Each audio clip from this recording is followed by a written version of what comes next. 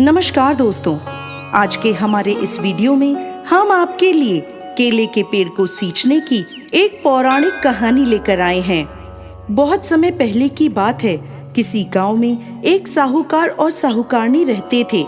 साहूकार के एक बेटा और बेटी थे जिनकी शादी हो चुकी थी। साहूकार की बहू बहुत धार्मिक प्रवृत्ति की थी, रोज पूजा पाठ करती थी। भगवान श्री हरि विष्णु में उसकी गहरी आस्था थी।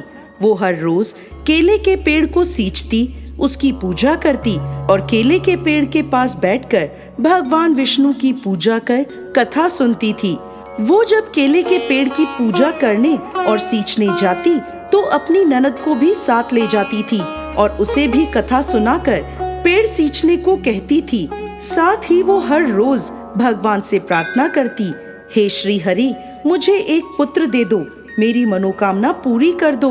अगर आप मेरी मनोकामना पूरी करेंगे तो मैं अपनी ननद का विवाह आपसे कर दूंगी। जब वो रोज केले को सींचने आती तो ऐसी ही प्रार्थना करती थी। एक दिन भगवान ने सोचा कि ये रोज कहती है कि यदि इसे बेटा मिल गया तो अपनी ननद का ब्याह मुझसे करेगी। इसकी मनोकामना पूरी कर देता हूँ, फिर देखता हूँ ये अपनी ननद का ब्याह मुझसे कैसे करती है। भगवान श्री हरि के आशीर्वाद से बहू गर्भवती हो जाती है और उसे एक सुंदर पुत्र की प्राप्ति होती है। लेकिन स्वभाववश मनोकामना पूरी होने पर वो अपना वचन भूल गई। लेकिन भगवान उसका ये वचन नहीं भूले। जब उसका बेटा 1.25 महीने का हुआ और वो अपने मायके जाने लगी तो रास्ते में वही केले का पेड़ पड़ा जिसकी वो पूजा करती थी। जब वो केले के पेड़ के पास से गुजरी तो उसमें से एक आवाज आई, अरे तुम तो कहती थी कि यदि पुत्र हो जाए तो अपनी ननद का ब्याह मुझसे कर दोगी। अब तुम अपना वचन पूरा क्यों नहीं कर रही? ये सुनकर बहू चौंक गई और आसपास देखने लगी, लेकिन उसे कोई नहीं दिखा। उसका पति भी उसके साथ जा रहा था, लेकिन उसे कोई आवाज नहीं आई। इतने में दोबारा आवाज आई। वो दोबारा आसपास देखने लगी। तभी उसकी नजर केले के पेड़ पर पड़ी जो जोर जोर से हिल रहा था। उसे लगा कि आवाज केले के पेड़ से आ रही है। वो बहुत डर गई और उसे अपनी कही बात याद आ गई। अब वो अपने बच्चे को लेकर जल्दी जल्दी वहां से चली गई। अपने मायके में वो घबराई हुई रहती थी। उसके माता पिता उससे पूछने लगे, तुम घबराई हुई क्यों रहती हो? क्या परेशानी है? लेकिन उसने किसी को भी कुछ भी नहीं कहा। अब जब वो अपने ससुराल वापस आने लगी तो दूसरे रास्ते से होकर आई। ससुराल पहुंचकर भी वो परेशान रहती थी। सास ससुर और पति पूछने लगे, क्या बात है? गई थी तब तो बहुत खुश थी, आई हो तो उदास हो।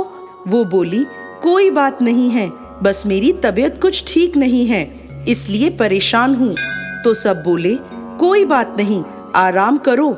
लेकिन सुबह शाम अपने वचन को याद कर वो परेशान रहती थी। तब एक दिन एक सुंदर युवक उसके घर आया। उसे देखकर साहूकार साहूकारनी ने पूछा, आप कौन हो? वो बोला, मैं आपकी बहू का मुंह बोला भाई हूँ। साहूकार ने बहू को बुलवाया और पूछा, बहू, क्या ये तुम्हारा भाई है? वो लड़के के पास गई और बोली, तुम कौन हो? मेरा तो कोई मुंह बोला भाई नहीं है। वो लड़का धीरे से बोला, मैं वही केले का पेड़ हूँ, आपको आपका वचन याद दिलाने आया हूँ। आपको अपनी ननद की शादी मुझसे करनी है। ये सुनकर बहू बहुत घबरा गई। लड़का अंदर आकर बैठ गया और बोला, मैं लंबे समय से विदेश कमाने गया हुआ था, इसलिए ये मुझे पहचान नहीं पाई। अभी अभी गांव लौटा हूँ तो बहन से मिलने आ गया। साहूकार और साहूकारनी उसकी बात मान गए और वो उनके यहाँ रहने लगा। कुछ ही दिनों में उसने सबका मन जीत लिया। साहूकार सोचने लगा, क्यों ना मैं अपनी बेटी का ब्याह इसके साथ कर दूं। जब ये बात बहू को पता चली तो वो बहुत खुश हुई और मन ही मन सोचने लगी, ये तो मेरी परेशानी का हल है। ननद का ब्याह मुझे इससे करना था, वो हो रहा है। अब साहूकार और साहूकारनी ने अपनी बेटी का ब्याह उस युवक के साथ कर दिया। युवक अपनी पत्नी को लेकर वहां से चला गया। कुछ समय बाद एक दिन साहूकार और साहूकारनी ने अपने बेटे को बुलाया और बोले, बेटा, बहुत दिन हो गए तुम्हारी बहन की शादी हुए, उसके यहाँ हो आओ। बेटा बहू से बोला, तैयार हो जाना, कल बहन के यहाँ जाएंगे। ये सुनकर बहू परेशान हो गई और सोचने लगी, ननद का ब्याह तो केले के पेड़ से हुआ है, हम कहाँ जाएंगे।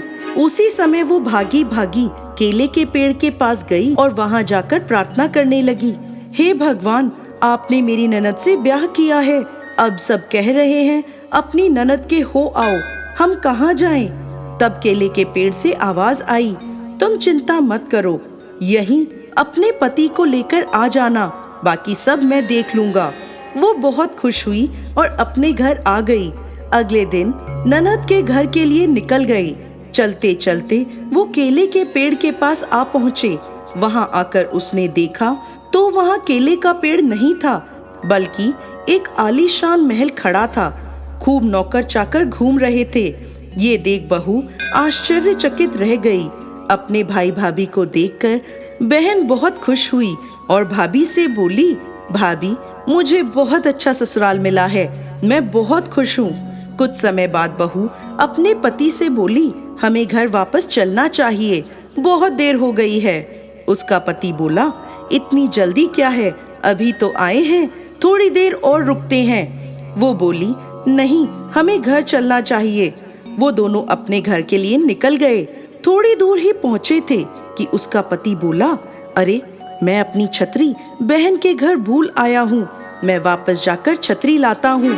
तब बहू मना करने लगी, नहीं नहीं, वापस मत जाओ।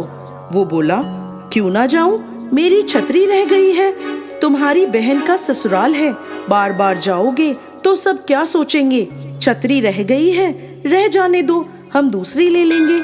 लेकिन उसका पति नहीं माना। वो वापस उसी स्थान पर पहुंचा तो देखता है बहन के महल की जगह एक केले का पेड़ खड़ा था और उस पर उसकी छतरी टंगी थी। ये देखकर भाई को बहुत आश्चर्य हुआ। वो अपनी पत्नी से बोला, तुम्हारे भाई का घर कहाँ गया, अभी तो यहीं था, सच बताओ, ये तुम्हारा भाई कौन है, तुमने मेरी बहन की शादी किससे करवाई है। तब बहू बोली, घर चलो, मैं सब बताती हूँ। घर आने के बाद उसने अपने सास ससुर और पति को सारी सच्चाई बता दी और बोली, ननद की शादी केले के पेड़ से हुई है, भगवान से हुई है। ये सुनकर वो सभी बहुत खुश हुए और बोले, बहू, तुम्हारी पूजा पाठ के फलस्वरूप हमारी बेटी का विवाह भगवान से हुआ है। हे भगवान, जैसे केले के पेड़ को सींचने का फल आपने बहू और उसकी ननद को दिया, ऐसे ही सबका भला करना।